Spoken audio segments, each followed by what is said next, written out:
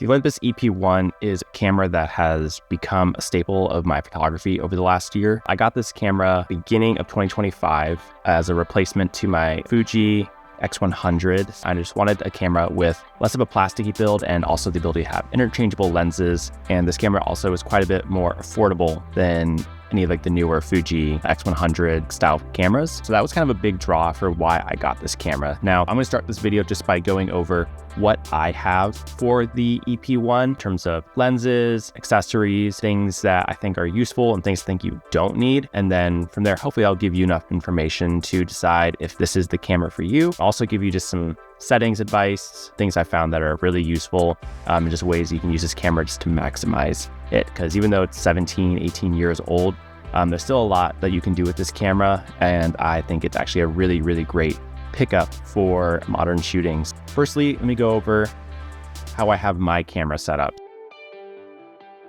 Just get one really good lens for this system. I chose the 17mm, which is the 35mm equivalent. It's the lens that I know the best. So I don't tend to use any other focal length. If I know I only want to bring one lens with me, this is the one I'm going to bring. But there's also a 25mm, which is your 50mm equivalent, and even a 45mm version. Those are all kind of fantastic options. So you could choose what is your preference in focal length and really invest your money into that focal length, because it's probably going to be the lens you'll use the most. I tend to keep this lens on most often. So with this camera, that was the focal length that I want to prioritize. So I put a majority of my money into buying the 17mm Olympus lens with autofocus. This is the slightly nicer version. There is two kind of main versions of this lens. There is a f2.8 version that's like a pancake lens and a little bit shorter. And then there's this one, this is the f1.8 version. That's around $250. You can find these used. The version 2 is great and it'll work fine, but I don't think you need to spend that additional money for what is effectively the same lens, and especially on an older body like the EP1, it's just not necessary for you to spend much more. I also have a third-party lens hood on this. I just got a square lens hood. You can find this one on Amazon. They're about $30 and it just screws on the little knob and it's really nice. It sits on well, but this is an interchangeable lens system, so you definitely should pick up other lenses for it. The Micro Four Thirds system is a pretty fun world of lenses, and there's some really neat options out there, and there's still new lenses being made for this system. So it's worth looking into, especially a lot of manual focus lenses, and I'll get into the two that I have outside of my primary autofocus lens. I've picked up two that kind of round out my focal lengths. So the first one I got is a little bit older, but you can still find these out in the wild. This is a 7 Artisan 25mm f1.8. I like this lens for two reasons. One, it's cheap. Two, it's small. So I got it obviously in silver just to match with my other lens, but this is even shorter than the lens that I run for that 17mm, which is great because, again, I want this camera to be small and portable. But what's nice about this is it gets me a little extra reach, but the trade-off being this lens is affordable because it's manual focus. There is no autofocus. You have to do it all, by looking at the LCD screen on the back, which is a little annoying. And that's why I'd recommend the lens you're going to use the most, make sure it's autofocus. Using manual focus lenses is a little bit more of a chore, especially once you get into those tighter focal lengths like 50mm, 75mm, 90 plus. So you want to have that one lens you're going to use all the time be autofocus. Or if you can afford multiple lenses that are autofocus, do that and you'll be super happy. But what's fun with these manual focus lenses is that they are super affordable for Micro Four Thirds mount. So you can get a bunch of different ones that have different characteristics, different feels, and they're really fun to use. So I would recommend picking some up just for the fact that they are really affordable and easy to come by. Now, for my other lens, instead of getting an even tighter focal length, I actually got a wider focal length that came out earlier this year, also from 7 Artisans. This is their 10mm or 20mm equivalent lens. That's f3.5. It's also incredibly small. I have a little filter thread on the front here so I can put some different filters on it. Now this lens came out just, in 2025, so it's pretty new. So you can pick these up for like $100 If you find one used, great. I really actually like this lens. When I ordered it, I wasn't sure if I'd like it or not. And after using it for a little bit, I've actually found myself really enjoying it, purely because it's so wide that you don't really need to focus with it. So it feels like you're getting an autofocus lens a little bit. The distance between infinity and 3 meters is like the tiniest little turn that most of the time, if you keep things just locked at infinity, you won't have any trouble like getting your shot, especially for like landscapes. You're not going to have a problem shooting with this lens. It's fun. It's not, perfect for every use case. Obviously, that ultra wide look is way more stylized and way more specific in the times where you will use it. But if that's something you're into, this is a really awesome lens. It's definitely the smallest of like that 10 millimeter focal length for micro four thirds that I've found. There are other lenses out there that do this, but this one is just the smallest, the lightest, the easiest to use. So I definitely recommend it. All right, the next thing I'd recommend getting is the optical viewfinder for this camera. These run about $60. You will probably have to order it on eBay from Japan. There are other viewfinders that cover the 35 millimeter frame lines.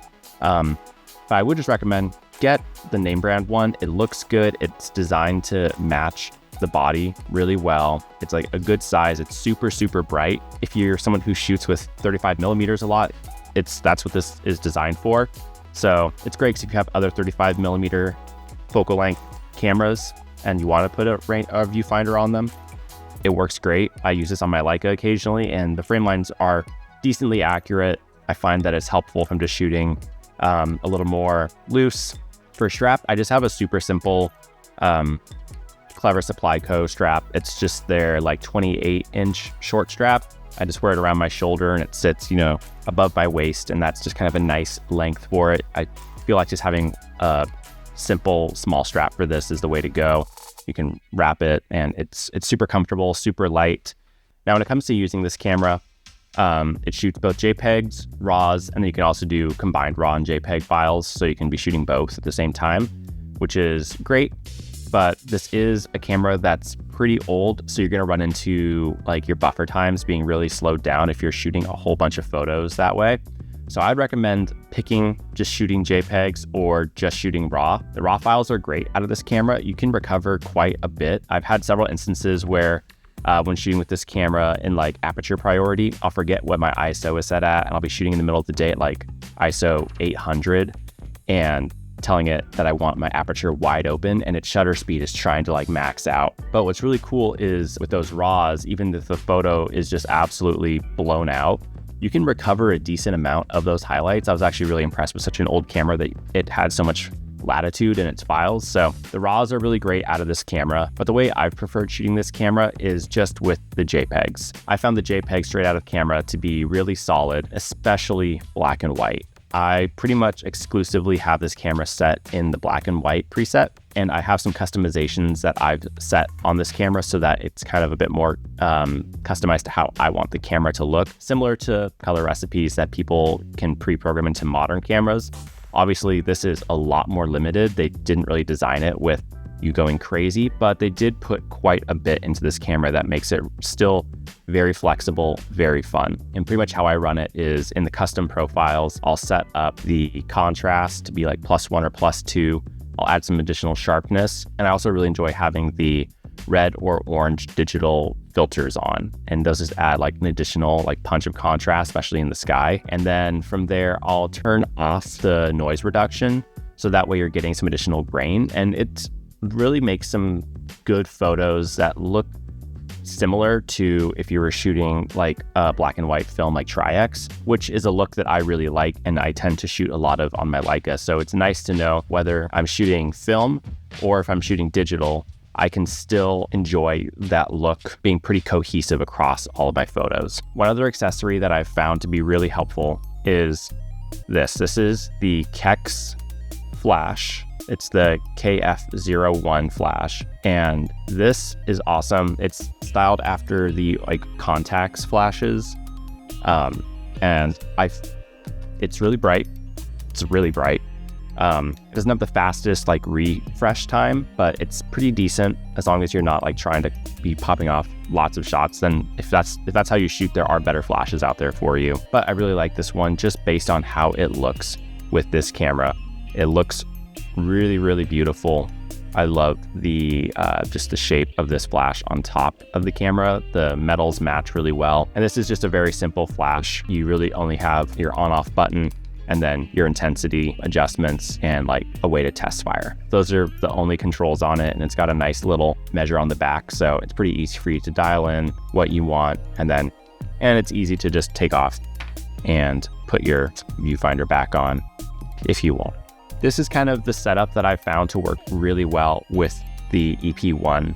And I would definitely recommend that if this is the camera that you're considering, I do think you'll be really happy with it. I don't think you're gonna have any problems finding one for a fairly decent price. They sit around $100 right now online, and you might be able to find one with a lens, you might not. Yeah, been a really, really great camera for the last year. I'm looking forward to using it more in 2026. And yeah, I would definitely say if you want one, just pick one up.